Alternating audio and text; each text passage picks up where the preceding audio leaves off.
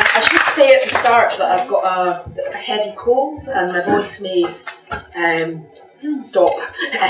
If you can't hear me, please just wave. I'll try and speak, but I'm not speaking at full capacity.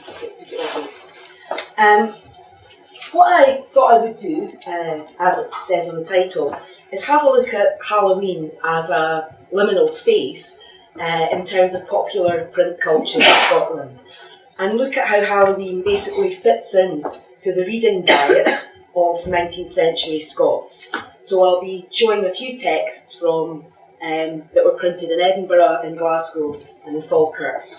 And in the process, I want to suggest that Halloween as an association is basically used in Scottish print culture, high culture, popular culture as well, as a capsule concept. So it's used as a shorthand really for ideas around misrule, around transgression, which can range from talking about murder to cross-dressing, as well as false beliefs and dangerous liaisons basically with the supernatural. And for my starting point, I'm going to do a few things. So I've summed them up there. I may not do all of these things, but at the moment that's what I think I will do. Is to look at, first of all, 18th century poetry to get us into the space that popular print occupies. Look at how poetry, some of which was reprinted in cheap print contexts, gave a sort of broad frame of work for which people could start to create ideas around Halloween. And I'm going to look at the literary context in the first half, and I'll look at Robert Ferguson, at Robert Burns, at Janet Little, some of the really fine poetry produced in Scotland about Halloween. And then when I've done that, I'll move into, I was just trying to think through when I was saying that, people who use the same body of ideas that you find in literary culture, but in some ways don't self-edit in the way that writers do. So what you get in popular print culture is probably, and I'm speculating, a little closer to what people actually thought than what you get in literature by creative writers who are presenting it for their public. And what you find in popular print culture, in broadsides and chapbooks, is Halloween is actually a very frightening imaginative space. It's closer to Wendy's story than what you get in print culture in Scotland. It's got aspects of the carnivalesque, but it's much darker, it's much deeper, and exploring Halloween has more consequences as well than it does for poets. So just a couple of preliminary remarks. I know most of you will be familiar with Broadsides and their bigger brothers chapbooks, but if you're not, basically Broadsides are popular street literature, handbills, proclamations, advertisements, ballads and songs. Basically a broadside is one sheet of paper with printing on it. If it's folded over once or twice, it becomes a chapbook, and I'll be talking about both broadsides and chapbooks as we go ahead. And what you can see on the half of that slide is basically a flavour of broadsides. One of the things that I wanted to say as well is that broadsides are also, in some ways you can see them more as a social form of print than poetry that you would buy in a book, for instance. Texts like this are the sort of thing that somebody would buy from any walk of life, which is quite interesting in itself. But a milkmaid, for instance, could buy one or have her sweetheart buy her one. But equally, collectors of song or print texts could buy them and often bind them in leather. And some of the texts I'll be talking about are of that kind. I've worked quite often with David Murray's collection, which is the Glasgow University Library, and most of the examples that I'm going to show you are from that collection, of which more later. However, what I would like to do, I'm going to do that thing now. There we are. Introduction, 18th century precedents. And I have written about that before, so what I'm going to tell you in the next section, some of which is I've already written about. And one of the best known 18th century Scottish poetry poems about Halloween is Robert Ferguson's Hallow Fair, published in 1772. And it's very much Edinburgh focused, so it's a nice starting point to talk about just now. It's also known as All Hallowmass Fair, and it's a poem which was recorded actually as early, the celebration it talks about is a traditional Edinburgh fair which lasted from roughly, or in fact specifically, November the 1st and lasted for 8 or sometimes 15 days. It was held in the fields off the Falkirk Road, which is about half a mile west of the Grass Market, so it's not far from here. And in writing a poem like this, Ferguson is basically assuming a community of knowledge. So he's writing for people who knew Hallow Fair in the Edinburgh area. And his version of Halloween is very much holiday poetry. It's a poem which, this is just the first 4 verses, it has got 13 verses, which may be significant. It's a little bit supernatural, but not very much. He talks about spaewives telling fortunes, for instance, in the 4th verse. It's quite a realistic poem. It's full of fun, it's full of noise, it's full of the celebration of Halloween, from diddling drums to nickering horses. Actually, maybe horses are not a good one to bring up, from what I heard this morning. But these ones were alive. And yellow chin people. So he talks about people celebrating Halloween and for a couple of weeks in Edinburgh, from horse cowpers to tinklers to a recruiting sergeant. And he also talks about chapmen billies who tap their stands and shaw their bonny wallies. So that's people selling broadsides and chapbooks and other stuff to fair goers. And for Ferguson, basically Halloween and Hallow Fair is presented as sort of an ambiguous space. It's a carnivalesque holiday where people drink a lot, brawl a lot, and spend and earn money together. It's a poem which is basically about a sense of community. You've got strapping dames and sturdy lads who extract themselves from daily lives for a chance to celebrate in this liminal, carnivalesque time around Halloween. And that's very much the spirit that Burns explores in his poem slightly later of Halloween. And I said that Ferguson's one is very much Edinburgh-centred. Burns's, as you might expect, is about Ayrshire, and he has lots of references to places in Ayrshire like Culzean Castle, the Doon and Carrick. So it's, again, something. Dee was talking about folk groups. I mean, this is a folk group that Burns is part of, as is Ferguson. And he, again, is talking about the celebration of this time of year. But he goes a little further. Burns's poem, for instance, is quite a bit earthier than Ferguson's. No surprise there.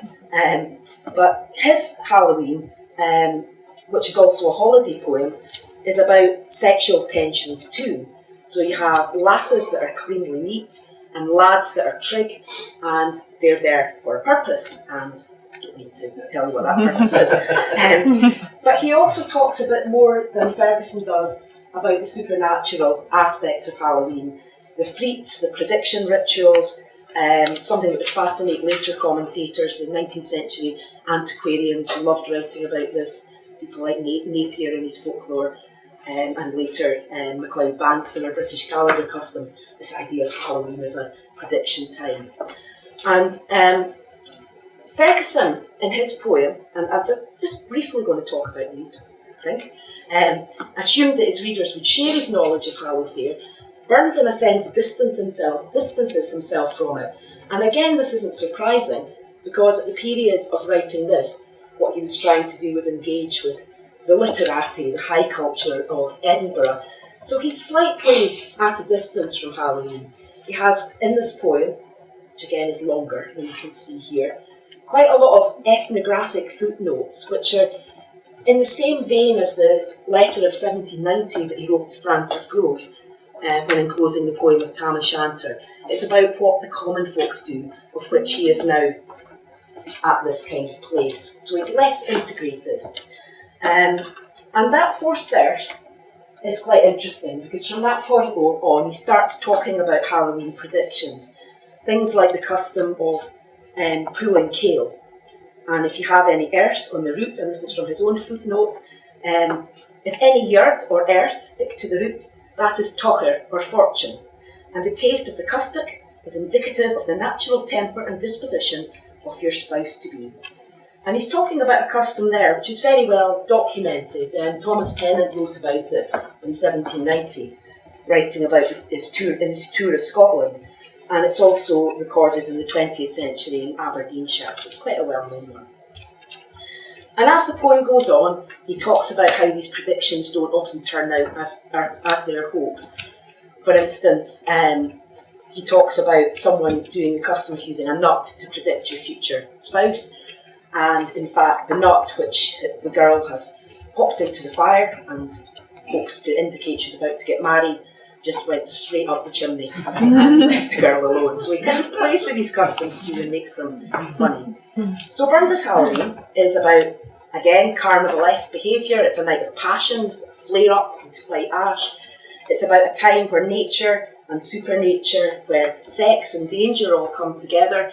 And basically Halloween for Burns is, as Victor Turner would have put it, a time where adolescents work together as liminal entities.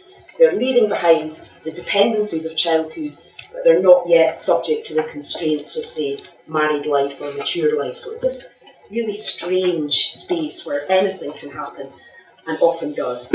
And Burns also suggests there are real supernatural dangers in Halloween, and this is close to what you'll get in a kind of more believed way in Broadsides. He has, for instance, a passage where a character called Granny warns Jenny that Halloween is when the foul thief or the devil is abroad, and it's a time that's not for sporting.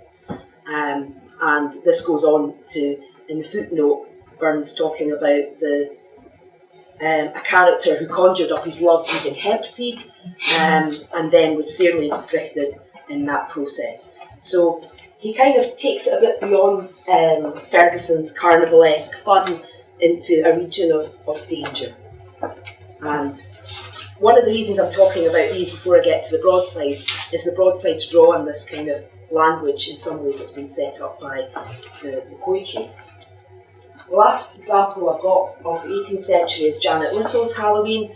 Janet Little was a contemporary of Burns who wrote as the Scotch Milkmaid, and her Halloween is a bit more personal than Ferguson's or Burns. It's got less of a sense of judgment in it. Hers is Ayrshire too. It's very much written in Scots, like Burns's poem. For Janet Little, Halloween is the time when ilka witch her neighbour meets, and when elves at midnight owling seen, when lads and lasses aft convene in hopes to ken their fortune. And her Halloween, like the first two examples, is quite realistic. She talks about lasses fair and sprightly youths coming together to celebrate this time of year and to do various predictions and allow for some opportunities for courtship. It's a bit tamer than Burns's version, it has to be said. The lads and lassies do Halloween predictions, but they don't finish off as they did in Burns's poem, or do in Burns's poem, in the Rigs of Arley together. Instead, they leave at 9 o'clock, exempt from false aspersion. So, I wanted to start with these three examples because they give a sort of fairly comprehensive picture, for one thing, of how Halloween customs were perceived in the 18th century in Scotland. There's no dressing up of it, and there are some demonic aspects to it too, but the idea of carnival is the thing that is most recurrent in high literary culture, and I say high without any implication of anything. So, what I really find quite interesting is how Halloween appears in 19th century Broadsides.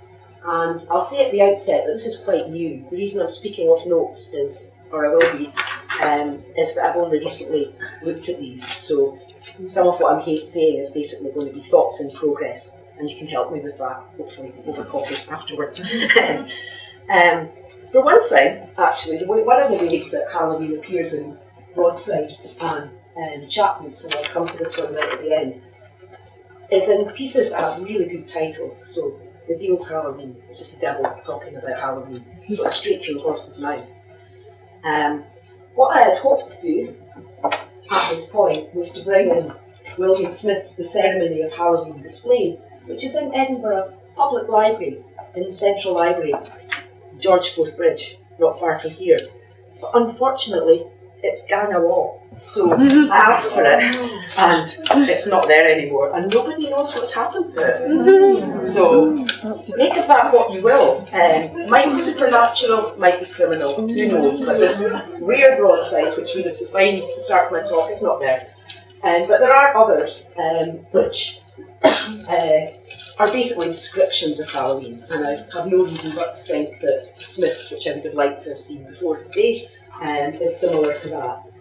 This is one from the Bodleian collection, which you can find online easily enough, which basically talks about Halloween in much the same way as it was talked about in the 3 poems I started with. Predictions with nuts, witches, risk of the devil, lots of sex. So you can look in the Bodleian online collection if you want to pursue that a little further. So that's all about mischief making, actually. One of the things as I said a moment ago, that made me want to include the poetry as well as the broadsides, is that broadside and chapbook poetry pieces about Halloween are often just lifted from books. So there are quite a number of examples like this that you can see when you start looking for them, where there are links between high culture and popular print culture. So this one, Hallow Fair, which was published with 3 other lyric songs, 2 pleasant, 1 a little raunchy, in 1823 by Salt Market in Glasgow, one of the main centres of broadside production, a publisher called Hutchinson's, is a trio. It's got a nice woodcut, like you often get in broadsides. People often say that broadside and chapbooks woodcuts are random, because basically it depended on what the printer had to hand. They didn't specially root around for the right one, but in this case it's quite a nice match with the poem. A nice woodcut of a lady milking a cow, which was presumably designed to appeal to girls and the sort of sweethearts of girls who are the perceived audience for it. The poem, Hallow Fair, had already been printed in Johnson Scott's Musical Museum in the early 1800s, where it's attributed to Robert Ferguson. So there's a link to Ferguson in that too. And Hallow Fair, like the poem I showed you a minute ago, is basically quite a raucous, quite a charming poem about young people celebrating. And Halloween in this one is a liminal time, a time of promise for courting couples. So young people are in their fineries, they're open to possibilities, and there's a lot of brawling as it goes on. So, booth of braw jockeys and jennies come wheel busket into the fair, with ribbons on their cockernonies and south of fine fluid in their hair. So it's about Halloween as a time for exploring new sexual relationships, basically. And one of the things I found kind of interesting about that example is that Halloween is put in a set. So it follows Tweedside, which is a lyrical, quite a formal poem, where you have warblers heard in the grove. And after Hallow Fair, you get Catherine Ogie, which is a song which, coincidentally, I've written about before, about a guy with a girl in every port. So he's got a wife, and he's also got Catherine Ogie on the side. So it's again, as with the woodcut thing, it's often said that the groupings of songs and poetry that you get in broadsides and chapbooks are random. But it seems to me that the printer of this one saw thematic links between the pieces. So you get a gentle love poem followed by a chaotic liminal one about Halloween, and you end up with one where true love goes wrong. So there's a kind of sense of sequence in that. And in fact, these are the ones that it's with. It's so good, the printer did it twice in the same year. And this is the thing that I really liked when I found these together. They're all from that collection I mentioned in Glasgow, not the David Murray, but from their Chapman's collection. This is basically the boys' version of Halloween. So, remember the first one had two nice kind of love poems, one a little bit risque, but they're all love-centred. This is basically the boys' version. There's the only way I can think of it. So the woodcut, remember, milkmaid, pretty, nice hair. Here you've got two guys fighting. And it's a very popular one for Broadsides anyway, it should be said, but that choice of plate, which is much more martial, and the choice of text too, that comes with it, is quite interesting. They're much more manly. Tulloch Gorham is kind of raucous. The Highland Plaid can only be described as raunchy. It's not a poem where the plaid is about keeping your girlfriend warm, so I'll leave you to fill in the gaps. And Hallow Fair in that context becomes a bit more disturbing. It's a less pleasant set of juxtapositions, and it emphasises the danger in Halloween as a time of year. So, as you can see from the slide, if you've got incredibly good eyesight, the Reel of Tulloch Gorham basically rejects calm and quiet as life choices, and the Highland Plaid is frankly a bit rude. And what I found interesting about that was that in cheap print context, Halloween can be much more open to interpretation and association. So by putting it within a particular set of text, it can, as I said at the beginning, be used as a shorthand for liminality, for chaos, and in fact, it often comes in the middle of sets of chapbook text. So for me, there's almost a subconscious thing of making it a sort of mediating space where you can explore chaotic, strange ideas, or that your reader will recognise that that's what you're doing without having to spell it out. So it's playing with what people think, basically, about Halloween. And I do like that because it's crude gender stereotyping. It's basically ladding up Hallow Fair for the laddies, you know? It's the only way I can think about it. I loved that when I found these two together. And that was a stroke of luck because they're bound in the same volume in a set of chapbooks in Glasgow, which I went to look at one and I got two for the price of one. And this is where things start to get a little bit more interesting, I think, and where the title for my talk came from. And my title is taken from The Female Footboy. And this is a slip, a narrow broadside, and it's a story about a young woman of the name of Catherine Wilson, a native of Perth, who assumed the dress of a boy between 6 and 7 years ago on the death of her parents. She found herself without protection, and this induced her to put on a suit of her deceased brother's clothes and, in the name of John Thompson, to seek employment in that disguise. About 5 years ago, she came with a drove of cattle to Hallow Fair, Edinburgh. Remember Hallow Fair from Ferguson. And the story at this point starts to get even more complicated. After she comes to Edinburgh, she finds employment with various people. She ends up as a lumper, which is Scots term for a longshoreman, in Leith, on Port, where she lodges with a Mrs. Gray. Now, at the time, this is Edinburgh gossip, circa 1800, Mrs. Gray's daughter was pregnant by a butcher, but she's not naming the father. So she discovers that Catherine is in effect transgender, and she sees a solution. She threatens Catherine that she'll expose her as a woman dressed as a man, and that might lay her open potentially to transportation, we're told in the broadside, and suggested that Catherine, now known as John Thompson, marry Mary and take on the child as his own. And that's sorted. So she's got a secure male identity and her daughter's illicit pregnancy is covered. However, Catherine does not want to do this. So she escapes and she becomes a bricklayer. He becomes a bricklayer. Mrs. Gray pursues him and John is forced to marry Mary in church at the risk of being exposed as a woman dressed as a man. And as a means of escape, what he does is brilliant. He resumes female clothing, and then therefore he's out of it. Mrs. Gray cannot pursue him anymore. He's now transformed back to Catherine. And the story has got a relatively happy ending, you'll be relieved to know. She is a short, stout, good-looking young woman and states herself to be in her 20th year. But probably on account of her laborious occupation, she looks 4 or 5 years older.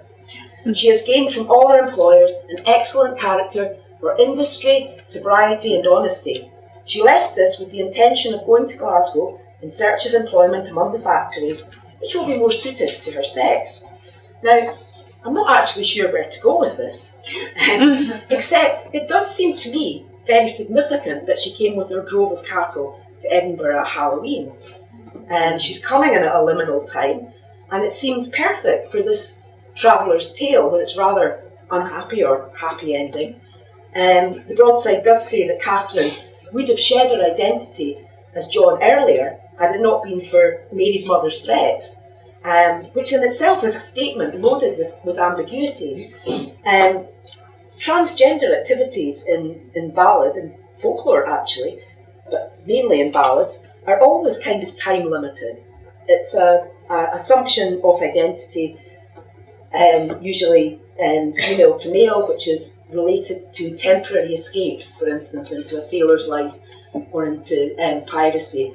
It's a very interesting kind of liminal thing in itself, but very suitable, it would seem to me, to Halloween as a liminal or rather nefarious time. And again, in William Burke's Confession, which was printed in 1829 on another slip, this one from the National Library actually, and you can access that through the Word on the Street website as well. And in that one, Halloween is associated with confusion and despair.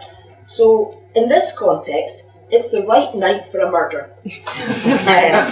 And it's the right night in that specific instance for the murder of Widow Campbell, who had offered friendship to Burke, but is dispatched in his home. When I got her head laid low, her life I then did take. So basically Halloween becomes a dark night for nefarious activity, again in Edinburgh, so there's something a little bit scary about that in itself, but I won't go there. Now, I also want to show you it's not all about Edinburgh, obviously, how bad things happen at Halloween in other cities, including Falkirk. And the Rigs of Falkirk, for How Fair, published in Falkirk, is again going back to the sort of lyrical idea of the first one I showed you. It's mixing literary material, this time by Burns, so you've got Robin Shure and Hairst in that set of texts, with texts that are much more locally resonant.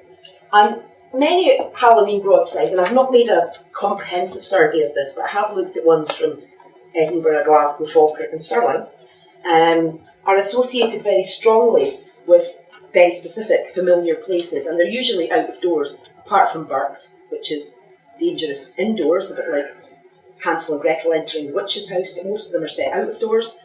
And that one here is really quite a gentle Halloween sting in the tail.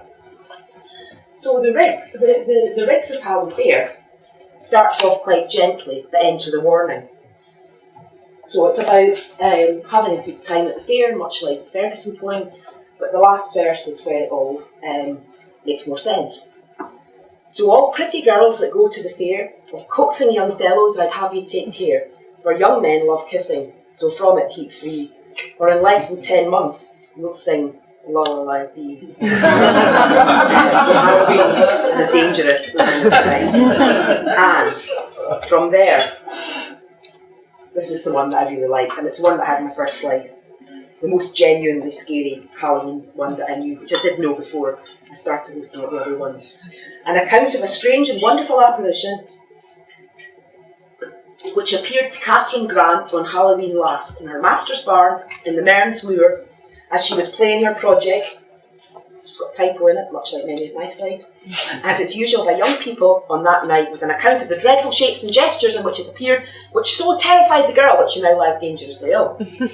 And this is the account of the strange experience of a respectable servant, Catherine Grant, who decided to go to the ritual of winnowing 3 weths of nothing, which is described in the first paragraph I've put there. You go to the barn and open both doors, taking them off the hinges, for there is danger that the being about to appear may shut the door and do you some mischief. Then take that instrument used in winnowing the corn, which in our country dialect is called a weth, and go through all the attitudes of letting down corn against the wind. Repeat it 3 times, and at the 3rd time an apparition will pass through the barn, in at the windy door and out at the other, having both the figure in question and the appearance or retinue marking the employment or station in life. So this is your future husband. And unfortunately for Gran, what she sees, instead of a handsome young man, is a walking coffin and a spectre who follow her home and terrify her almost to death. And this is Halloween at its most dangerous. It's a warning to avoid supernatural terrors, which can quickly shift from amusement and sex to conjuring up the devil. Okay. But by the mid-19th century, as there's a shift in chapters culture, which is to do with music hall and other venues for encountering cheap cultural products, there's a shift from supernaturalism back to what I would describe as more literary, satirical pieces, away from belief. And this is demonic misrule, and the only other way I could think about it was Halloween in the City. And this is Young Glasgow, the Deal's Halloween. I'm just going to whiz you through this because it's quite a long chapbook. It was published in Glasgow in 1856, and as I mentioned when I first mentioned it, it's from the point of view of the devil, published under the pseudonym of Young Glasgow. And again, make of that what you will. There are various perspectives, various positions, various assumptions put there, and I've just put them on a couple of slides and I'll just whiz you through them to give you a flavour of it. It's quite a long poem. It's a terrific poem actually, but I think it's for discussing another time at more length rather than going into detail here. But basically, the devil at Halloween likes, as we all do, duking for apples. He likes having a bit of fun. He likes kissing. He likes not so much marriage, but just like sex. He likes bringing in classical allusions to figures like Venus, Hecate, and his wife likes it too. And he also likes witches. So there's lots of really nice, humorous. It's a lovely poem. I'd say I would encourage you to read it, but it's not very easily available. But it's not digitised, but it is available.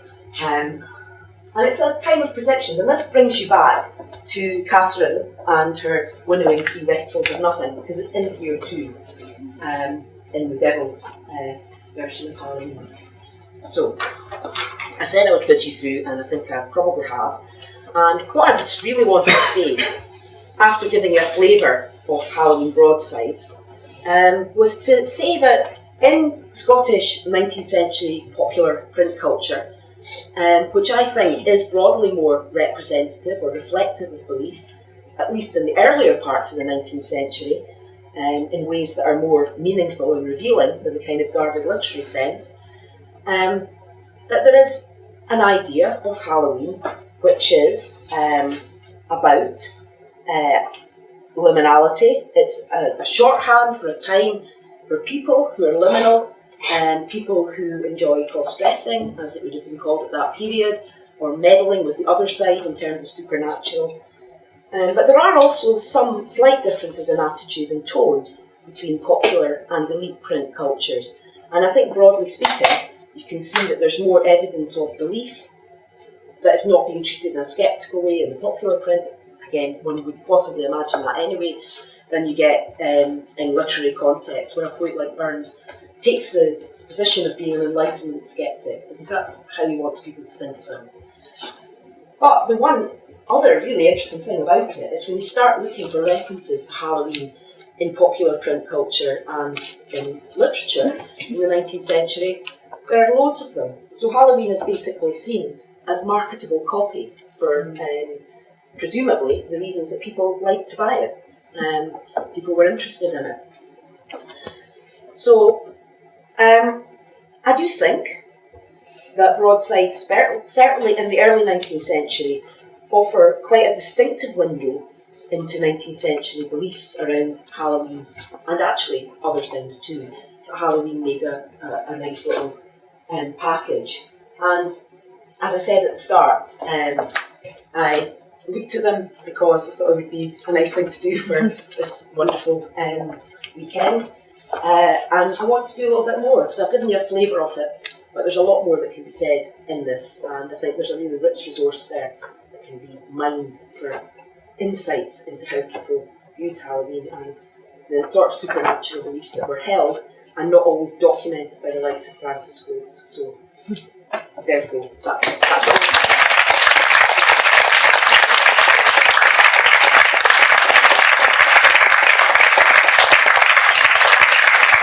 very much, Valentina, and I hope that overall the speakers today, and Valentina's kind of encapsulated it at the end, have given you a little insight into liminality, but also a historical overview of Halloween, and maybe added a little more depth to what I think has become a short period of retail, boosted and hosted festivity.